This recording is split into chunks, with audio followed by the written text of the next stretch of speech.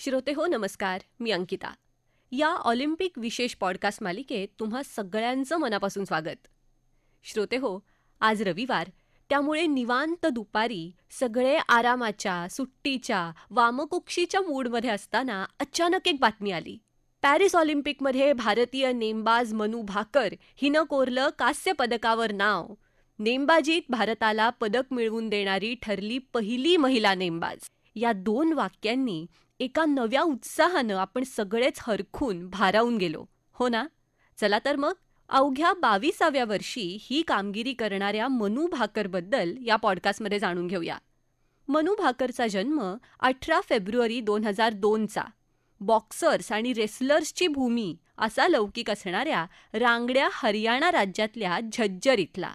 शाळेत असताना तिचा कल टेनिस, स्केटिंग, बॉक्सिंग अशा खेळांकडे होता.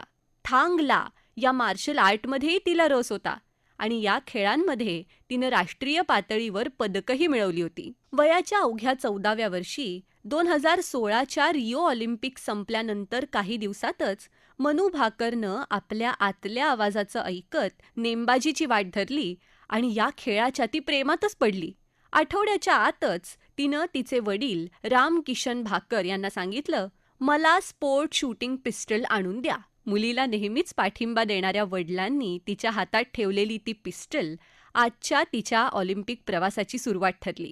पुढच्याच वर्षी 2017मध्ये राष्ट्रीय नेमबाजी स्पर्धेत मनू भाकरनं ऑलिम्पिकपटू हिना सिद्धू हिच्यावर मात करून सगळ्यांनाच धक्का दिला आणि अजिंक्यपद पटकावलं. त्यानंतर 2017 आणि 2018मध्ये आशियाई कनिष्ठ अजिंक्यपद स्पर्धेत तिनं रौप्य पदकावर नाव कोरलं आणि मोठ्या दिमाखात जागतिक नेमबाजी विश्वात प्रवेश केला. मेक्सिकोत झालेल्या इंटरनॅशनल स्पोर्ट शूटिंग फेडरेशनच्या विश्वचषक स्पर्धेत मनू भाकरनं महिलांच्या 10 मीटर एअर पिस्टल प्रकारात कनिष्ठ गटातला विश्वविक्रम मोडून अंतिम फेरीत धडक मारली. इतकंच नाही तर ऑलिम्पिक सुवर्णपदक विजेती ॲना कोराकाकी, 3दा विश्वचषक पदक विजेती सेलिन गोबरविल अशा दिग्गज नेमबाजांना मागं टाकून तिनं पदार्पणातच थेट सुवर्णपदकाला गवसणी घातली. अवघ्या 16व्या वर्षी ISSF विश्वचषक स्पर्धेचं सुवर्णपदक मिळवणारी मनू सर्वात कमी वयाची भारतीय ठरली. याच स्पर्धेत ओम प्रकाश मिथरवाल याच्या साथीनं तिनं 10 मीटर एअर पिस्टल मिश्र सांघिक प्रकारातही सुवर्णपदकावर नाव कोरलं. तिचं वय लहान असल्यामुळे ISSFच्या कनिष्ठ विश्वचषक स्पर्धेतही तिनं या दोन्ही प्रकारांमध्ये सुवर्ण कामगिरी केली. लगेचच 2018मध्ये ऑस्ट्रेलियात झालेल्या राष्ट्रकुल स्पर्धेत तिनं स्पर्धेतला नवा विक्रम नोंदवत महिलांच्या 10 मीटर एअर पिस्टल प्रकारात पुन्हा सुवर्णपदक मिळवलं. पुढं दुसऱ्यांदा ISSF कनिष्ठ विश्वचषक स्पर्धेत तिनं याच खेळात सुवर्णपदक तर मिश्र स्पर्धेत कांस्यपदक पटकावलं. 25 मीटर एअर पिस्टल स्पर्धेतलं तिचं पदक अगदी थोडक्यात हुकलं. 2018च्या आशियाई खेळांमध्ये तिला पदक मिळवता आलं नाही, पण त्या वर्षी अर्जेंटिनात झालेल्या युवा ऑलिम्पिक स्पर्धेत तिनं इतिहास घडवला. 10 मीटर एअर पिस्टलमध्ये सुवर्ण कामगिरी करणारी ती पहिली भारतीय नेमबाज आणि युवा ऑलिम्पिकमध्ये सुवर्णपदक मिळवणारी पहिली भारतीय महिला खेळाडू ठरली. त्यानंतर मनू भाकरनं 2019च्या ISSF विश्वचषक स्पर्धेत सौरभ चौधरीबरोबर मैदानात प्रवेश केला आणि त्यांची जोडी आत्तापर्यंत चांगलीच गाजतीये.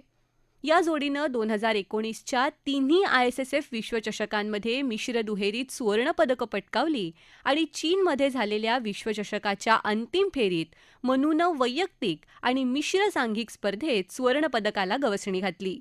2019च्या म्युनिक ISSF विश्वचषक स्पर्धेत 4थं स्थान पटकावत तिनं ऑलिम्पिकमध्ये आपली जागा निश्चित केली. 2021मध्ये नवी दिल्लीत ISSF विश्वचषक स्पर्धेत 10 मीटर एअर पिस्टल स्पर्धेत सुवर्ण आणि रौप्य तर 25 मीटर एअर पिस्टल प्रकारात कांस्यपदक पटकावणारी मनू टोकियो ऑलिम्पिकसाठी भारताची मेडल फेवरेट झाली. पण दुर्दैवाने ऑलिम्पिकमधलं मनू भाकरचं पदार्पण फारसं चांगलं नव्हतं. 10 मीटर एअर पिस्टलच्या पात्रता फेरीतच तिच्या पिस्टलमध्ये काहीतरी तांत्रिक बिघाड झाला आणि तो दुरुस्त करण्यासाठी तिला बाजूला जावं लागलं. वेगळी पिस्टल घेऊन ती परत आलीही, पण तिचा हरवलेला सूर काही तिला परत गवसला नाही आणि ती अंतिम फेरीसाठी पात्र ठरू शकली नाही. मिश्र प्रकारातही सौरभ चौधरी बरोबरची तिची जोडी 7व्या स्थानावर राहिली. 25 मीटर एअर पिस्टलमध्येही ती पात्रता फेरीतूनच बाहेर पडली. श्रोतेहो, प्रत्येक खेळाडू ज्या स्पर्धेत खेळण्याचं, त्यात पदक मिळवण्याचं स्वप्न पाहत असतो, त्या स्पर्धेत पोहोचूनही पदकाविना परतणं ही खरं तर किती मोठी निराशा. पण खचून न जाता मनू भाकरनं लिमा इथल्या कनिष्ठ अजिंक्यपद स्पर्धेत पुन्हा उभारी घेत महिलांच्या 10 मीटर एअर पिस्टल प्रकारात सुवर्णपदक पटकावलं आणि या गटात तिची घोडदौड अद्यापही वेगानं सुरू आहे. आणि हे सगळं संचित घेऊन मनू भाकर 2024च्या पॅरिस ऑलिम्पिकच्या मैदानात उतरली. स्पर्धेच्या काहीच दिवस आधी दूरदर्शनला दिलेल्या मुलाखतीत ती म्हणाली होती, सोच ही ज्यादा की रखो, हाँ। सोच ही बेस्ट की रखो. अगर आपने सपना भी देखा, उसमें भी आप मतलब ब्रॉन्ज मेडल मांग रहे हो, तो फिर क्या सपना देखा? सपना देख रहे हो एटलीस्ट गोल्ड का देखो. I chose shooting because shooting is a much more transparent sport. That's the charm of shooting. I just love it. आणि हीच उमेद घेऊन मैदानात उतरलेल्या मनू भाकरनं आज स्वतःच्या आणि भारताच्या शिरपेचातही मानाचा फार मोठा तुरा खोवलाय. पॅरिस ऑलिम्पिकमधलं देशाचं पहिलं पदक. हा आनंद एकत्र येऊन साजरा करूया. आगामी ऑलिम्पिक्समध्ये मनू भाकरची कामगिरी अधिकाधिक बहरत जावो आणि हा आनंद वारंवार साजरा करण्याची संधी आपल्याला मिळत राहो आणि या ऑलिम्पिक्समध्येही आपले क्रीडापटू मनूनं उघडून दिलेल्या या खात्यात पदकांची भर घालत राहोत, अशा शुभेच्छा त्यांना देऊया आणि या पॉडकास्टच्या पुढच्या भागात पुन्हा भेटूया. नमस्कार.